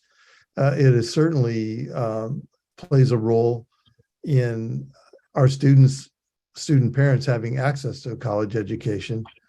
And it's just becoming, it's vitally important. And Cheryl, you pointed out also the dilemma of how much it costs to provide childcare. And at the same time, we're not able to pay childcare providers very much, and which can have the effect of limiting the number of people who want to go into the field. So there are a lot of complicated things tangled up here. And I really appreciate your resourcefulness and energy in trying to tackle all of them. They're really important societal issues. So thank you. I guess I just want to add one more thing then. So we're currently renting 3 of the rooms to Head Start of Lane County, which brings revenue to the college and my department specifically. And one of those rooms is what I'd like to use for toddler, to serve toddlers. But I strongly believe that if somebody's going to use these rooms to provide childcare, it should be us because we do it well. And we also provide full day care. So Head Start of Lane County, either kids go they do some full days, but mostly they're serving kids for 4 or 6 hours a day, which doesn't fully meet the needs of families. And so I'd like to see us serve toddlers the way we serve preschoolers, 7:30 to 5:30 every day, at least when school is in session. So thank you. Thank you. Last call for any questions or comments from board members. Thank you very much. Wonderful report. Very, very helpful. We have one more discussion item, sustainability update. President Bulger. We are pleased to present to the board a report, an annual report on the sustainability project here at Lane Community College. So I'll ask Jennifer Hayward to come up with our sustainability director, Luis Majori.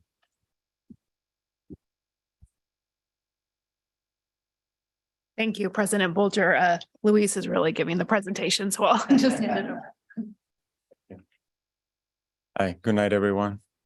I'll go to the next slide.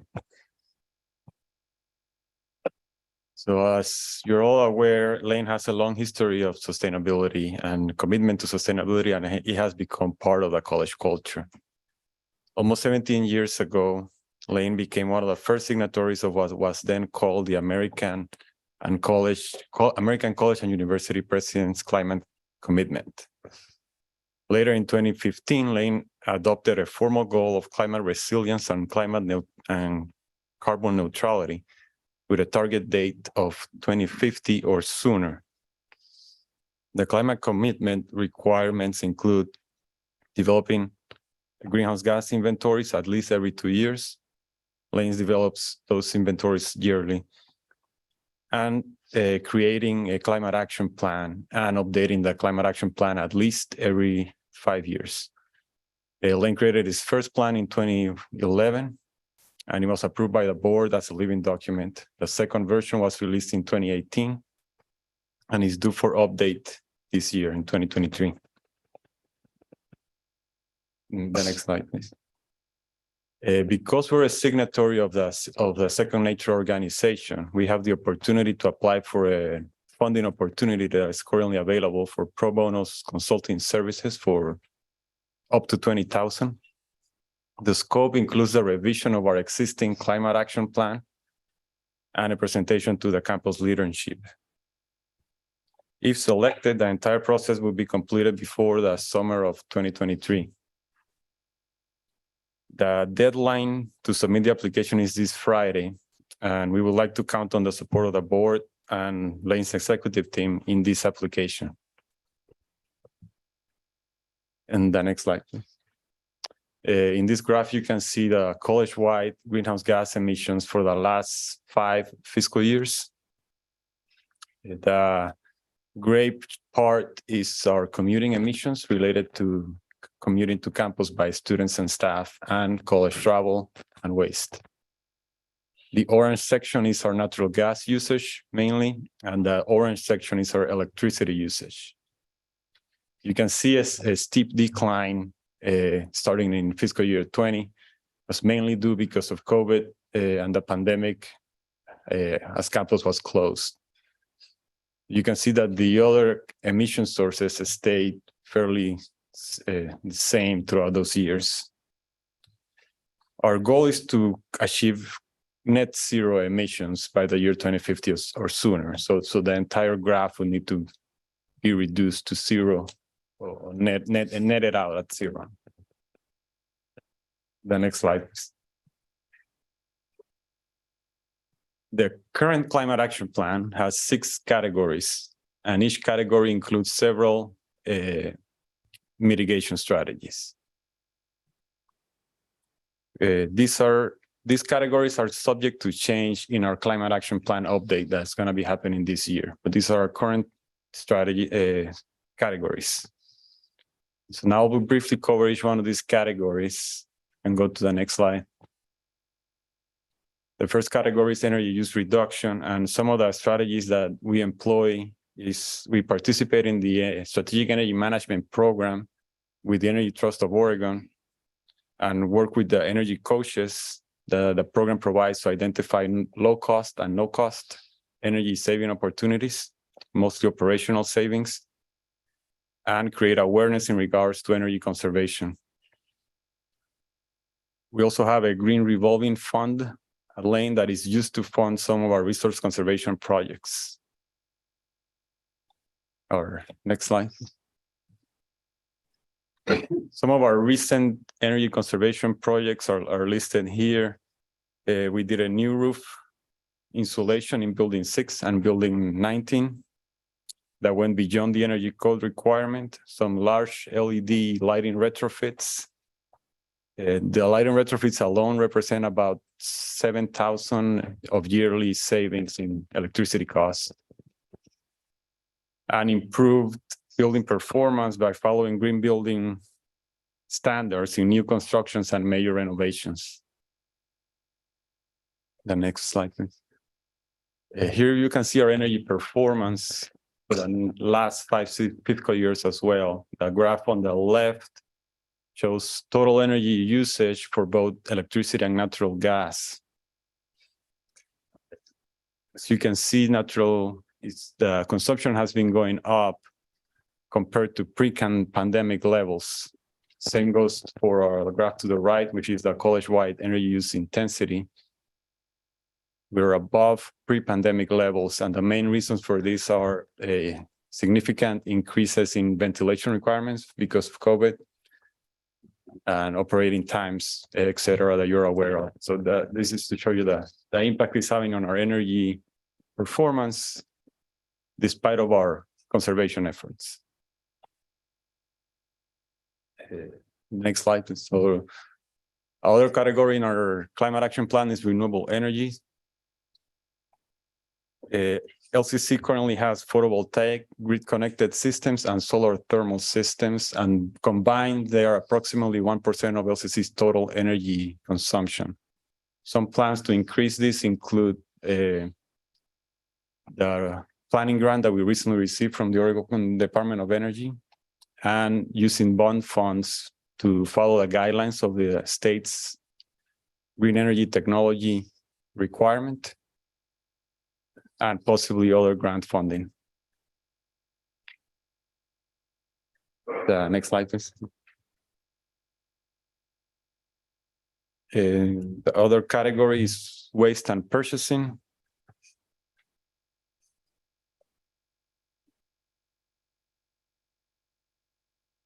We did, Lane has performing in fiscal year 22, we performed fairly well in our diversion to materials from the landfill.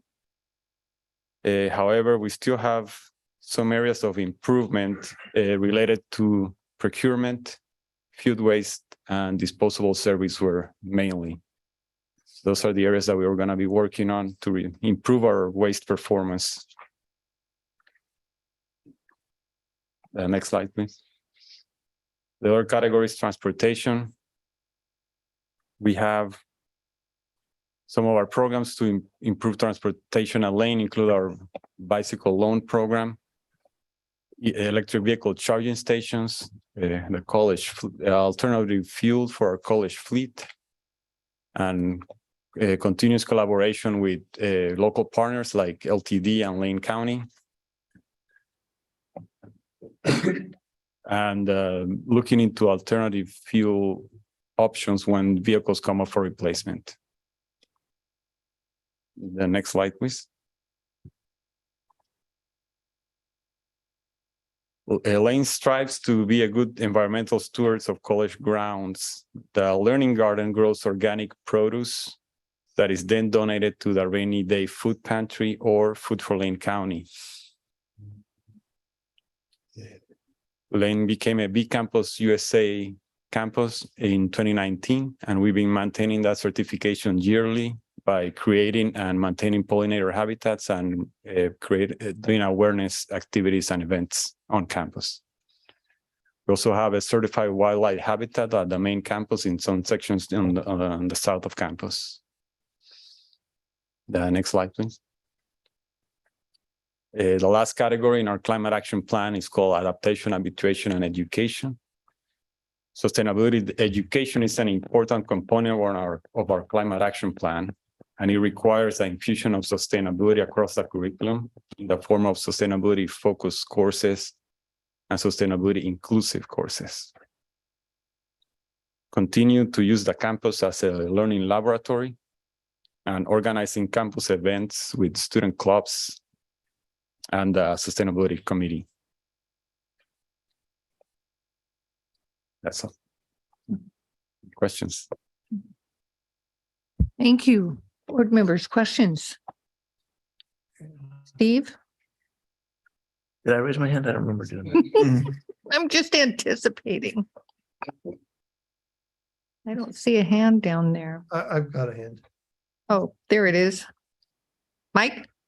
Yeah, I was kind of waiting for Steve too, but I'll Yeah. have something to say. I think we're all anticipating and you may have something to say about this. I'll follow So Mike. I have a couple of questions. One is, I'm wondering how much reaching our goal is dependent upon technology that does not yet exist. And to what extent are you optimistic that that technology will be developed in time for us to meet our goal? Yes, some of the scopes, as you saw, are beyond our control. Mostly scope 3, which relates to commuting. We can do as much as we can, but there'll be a point where we can't reduce it to 0. So we're going to have to offset it somehow with either carbon credits or offsets. I'm thinking about technology like hydrogen or something we haven't even thought of yet. Yes, for energy. Yeah. Yes. Yes, also for natural gas, which is our second largest emission scope, we need to look at other alternatives, yes, like hydrogen and others, because right now we can conserve energy, but we're still going to be burning natural gas unless we switch the fuel. And I was curious about how many EV charging stations we have and how well utilized they are. We have 20 stations at the main campus currently, and they're fairly well utilized during when campus is on session. They're usually full. And we have 2 stations at the Cottage Grove campus and 2 more stations that are going to be coming to the northeast section of campus through an eWeb grant that we recently received. Thanks. Okay, I do have a couple of questions. I'm just curious, you made the comment about the air changes, that were required, increasing that level during COVID. I get that. We had the same thing at the University of Oregon. I think at the U of O, they have gone back to whatever the standard was prior to COVID. Is that the case here at Lane, or were we back to our previous standard? So the OSHA rule that requires maximization of ventilation is still in effect. And so we are required to maximize ventilation still. And it's also in the LCCEF and LCCEA MOAs. But even if it wasn't in the MOAs, it still is in effect with OSHA. Okay, got it. Thank you. The other question is probably a little bit more of a delicate one, but nonetheless, I'll ask it. If you would, if the presentation's still there, it'd be useful to go back to the slide where you showed your emissions inventories, that gray bar with what you said was primarily the, scope 3 commute travel. Some institutions will say, right, U of O, for example, takes responsibility for its scope 1s and scope 2s, and for the other folks in the room who don't have to deal with scope 1s, 2s, and 3s every day like Luis and I do. Scope 1s are that which you burn directly. So if you own a vehicle and you put gas in it, you're burning it in your own power plant, or your own little car power plant. So that's a scope 1. And that which you buy from your utility is a scope 2. Everything else essentially is a scope 3. There are lots of institutions, like I said, University of Oregon is one of them that says, okay, well, we understand the scope 1s and 2s are our responsibility. It's our responsibility to manage those, to reduce those, to ultimately eliminate those. The scope 3s, though, are essentially somebody else's scope 1s and 2s. Right. So while the approach the U of O will take, and again, lots of other institutions will do this, is that we will measure the scope 3 so that we're aware of them. We will offer all kinds of alternatives to our commuters so that they can take advantage of those. And there's other scope 3 emissions besides commuting. That happens to be the big one here, but there's lots of others. So we'll, try and encourage folks, incentivize them in all the various ways that we can to use something other than a single occupancy vehicle.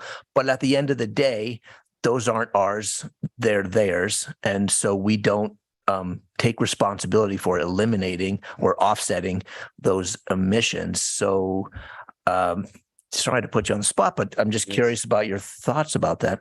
Yes, no, that's totally right. Scope 3 is our biggest emissions, and it's mostly just because of the commuting factor. So staff and students traveling to campus, and those are beyond our control. We can do programs and offer alternatives, but there's only so much we can do. People will have their choice. And other institutions have chosen to become, for instance, carbon neutral on scope 1 and 2 emissions alone. But the LCC chose to be carbon neutral on all 3 emissions. So that's why we're tracking them and trying to become carbon neutral on all 3, but it's a very difficult task. And that's why I mentioned that there's so much we could do, and maybe at some point we'll need to offset those emissions from scope 3 somehow, because we can implement improvements to reduce significantly emissions from scope 1 and 2. But scope 3 is going to be fairly complicated.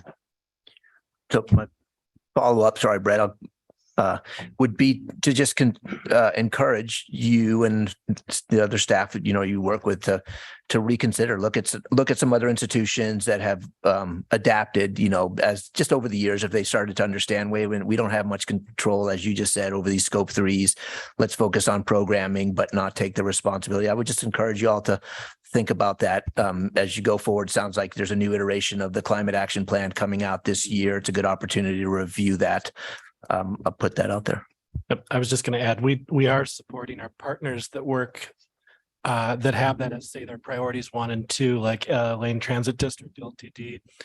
Both President Hamilton and President Bolger signed letters of support for their earmark funding request to Congress for electric buses.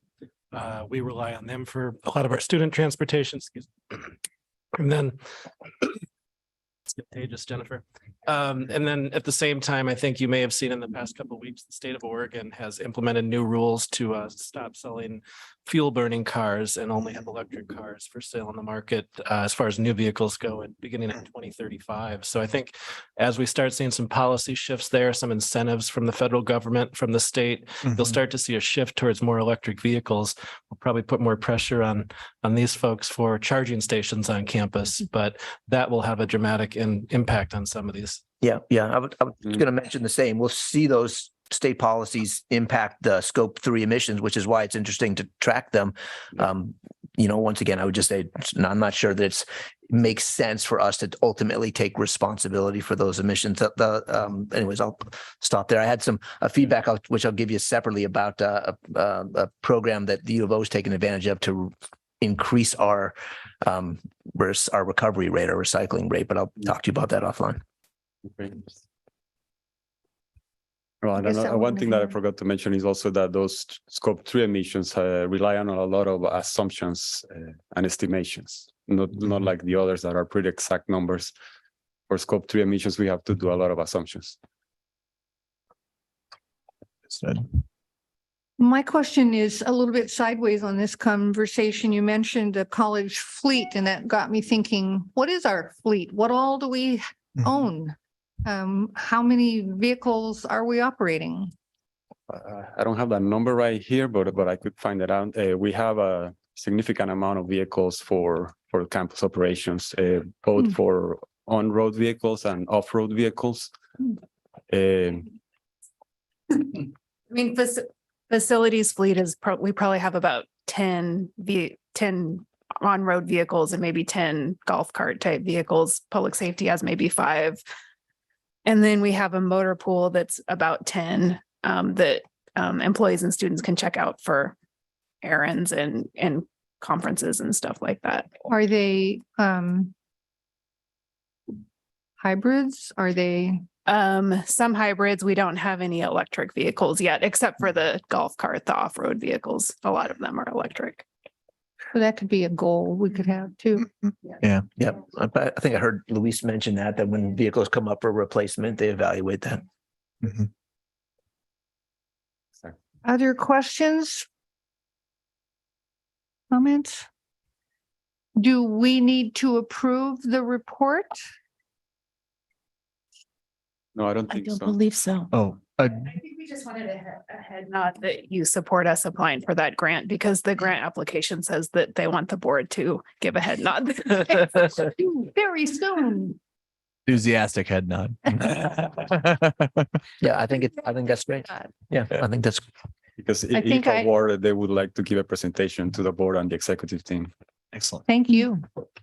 Appreciate the report. Thank you. Good work. We are at, speaking of reports, it's time for a report from Frankie Kopanor, LCCEF. Frankie, are you nearby? Sometimes Frankie's online. No? Okay. Then it's my pleasure to call on Adrian Mitchell, President of LCCEA. Good evening. Happy New Year again. Happy New Year. I have a very brief report tonight. A couple of positive updates regarding labor relations. LCCEA and the college reached an agreement in December to settle a grievance that was slated to go to an arbitration hearing regarding full-time faculty overloads that were only partially compensated in several disciplines over 2 academic years. We think the agreement is well balanced, providing retroactive compensation to affected faculty for the losses they experienced, as well as a reasonable framework for more flexibility to how the college creates assignments going forward, which could reduce the need for overloads. Second, you may recall an issue from my October report and from faculty council statements that month that faculty were concerned about impacts to instruction and student services with regard to the instructional testing services. In December, LCCEA and the college resolved a grievance on this matter and collaborated to issue a joint statement to faculty about the reopening of ITS. This will restore critical in-person test proctoring services for students, which had not been offered since the pandemic began. So we're very appreciative of this positive resolution. My other 2 very brief updates are regarding legislative advocacy and faculty appreciation.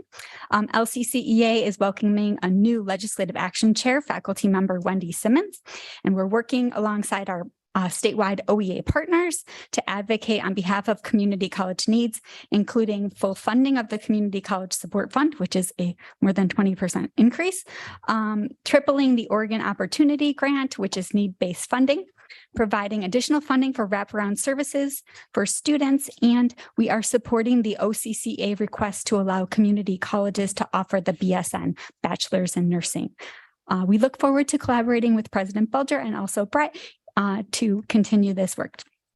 And last, I just wanted to mention that our faculty are very busy preparing outside of the work year right now for the beginning of the term next week, and we'll be hosting a faculty appreciation event with coffee to help get everyone going as we welcome more students winter term next week. Thank you. Thank you. Board members, you have a number of information reports in your packet. Any questions, comments about any of those?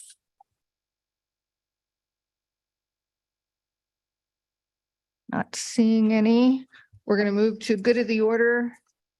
Future meeting dates are listed in your packet. January 18th work session is our next meeting. The item after that is board questions and comments. This is the time in our agenda when board members might bring up any matters or questions or observations or reports that you wish to make. Austin. Yeah, just a little bit about OCCA. I attended the OCCA Legislative Committee yesterday, and it was really productive. It's going to be a busy time period, and obviously legislators are still submitting their the legislation that they want to bring to Salem. And yeah, we are there's a lot to look forward to, and there's a lot of interesting things going on up there in Salem. So I'll have more to report on that in the coming months. And yeah, this is going to be one wild ride. Lots of opportunity, I hope. Yes. Steve. Yeah, I just wanted to make an observation, but also a request. So the last handful of months, we've had these really great presentations from a wide range of faculty talking about various programs, including tonight, and several times folks have brought in students to give some color to their programs, which has been great. I've loved that. It's become kind of one of the highlights of these bi-monthly meetings. So that's the observation. That's been great. It's got me kind of thinking a little bit about a more kind of broad-based, I don't know what you would call it precisely, student report, student success report, so that we, instead of just getting some of these anecdotal remarks from students, which again have been really great, that we have something kind of more broad-based and kind of data-based, so that we can have a sense of how students are doing across the institution, regardless of their program, broken out perhaps demographically and in other kinds of ways, so that we can drill down and have a sense of those things. So I don't know that we have that kind of a student success report that's delivered to us on some kind of an annual basis, the way, the sustainability report just was, but something that might be useful going forward. Not that I'm aware of, and we'd be happy to prepare a report for the board. Thank you for asking. Great. I would like to conclude our meeting by sharing with all of you that we have become aware that board member Holly Johnson's husband passed away this evening. And I know you will hold her in your hearts as I do. And we're very, very sorry for her loss. And with that, I'll take one last look so I don't overlook anything. We're adjourned.